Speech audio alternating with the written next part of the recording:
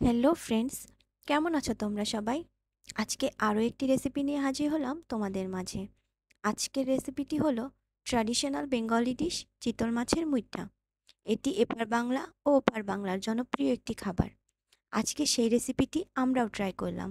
তোমরাও বাড়িতে থাকা সামান্য কিছু উপকরণ দিয়ে রেসিপিটি তৈরি করতে পারো। তার জন্য প্রথমে জিরে ও গরম মশলা সামান্য একটু তেলে নিয়ে বেটে নিতে হবে। আর আদা, রসুন, পেঁয়াজ ও কাঁচা লঙ্কার একসাথে একটা পেস্ট তৈরি করতে হবে। তো চলো চিতল মাছের মুইঠার রেসিপিটি আমরা শুরু করে দিই। এজন্য চিতল মাছটাকে চামচের সাহায্যে কুড়ে নিতে হবে। তারপর ভালোভাবে কাঁটাগুলো বেছে নিতে হবে। এরপর একে একে অর্ধেক আলু সিদ্ধ, 1 চামচ হলুদ, 1 চামচ শুকনো লঙ্কার গুঁড়ো, পরিমাণ মতো লবণ ও আদা, রসুন, পেঁয়াজ ও কাঁচা লঙ্কার পেস্টটা 2 চামচ দিয়ে মাছটাকে ভালোভাবে মেখে নিতে হবে।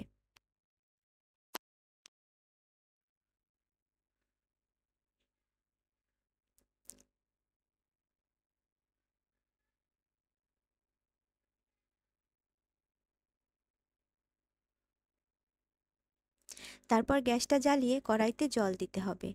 জলটা একটু গরম হলে হাতে সামান্য তেল দিয়ে মেখে রাখা মাছটাকে মুঠো মুঠো করে গরম জলের মধ্যে দিয়ে দিতে হবে।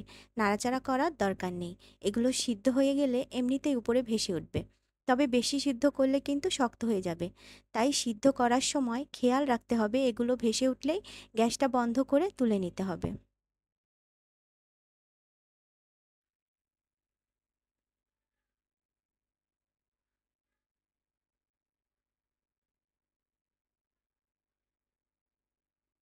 এবার আবার গ্যাসটা জ্বালিয়ে কড়াইতে তেল দিতে হবে।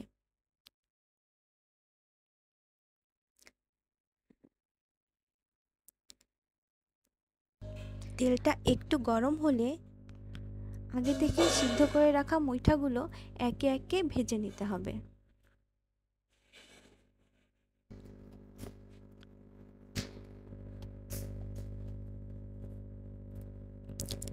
এরপর ওই একই তেলে একটা শুকনো লঙ্কা, একটা তেজপাতা ও সামান্য জিরে ফোড়ন দিয়ে আগে থেকে টুকরো করে রাখা আলুগুলো ভেজে নিতে হবে।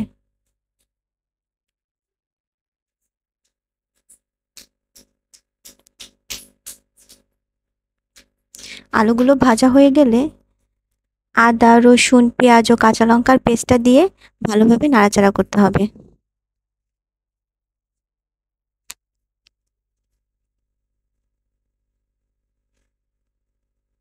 এরপর সামান্য জল মিশিয়ে 1 চামচ ঝালের গুঁড়া, 1 চামচ হলুদ গুঁড়া, লবণ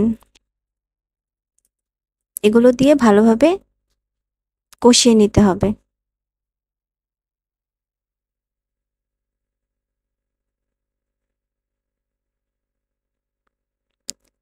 সামান্য কষানোর পর 1 চামচ টমেটো সস ও সামান্য চিনি দিয়ে আবার একটু কষিয়ে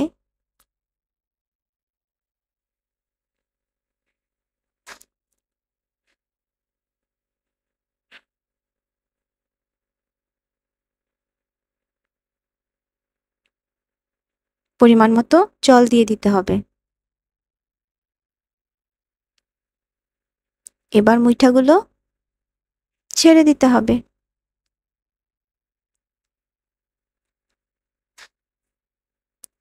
নামানোর আগে ভেজে রাখা জিরে ও গরম মশলার পেস্টটা এর মধ্যে দিয়ে দিতে হবে।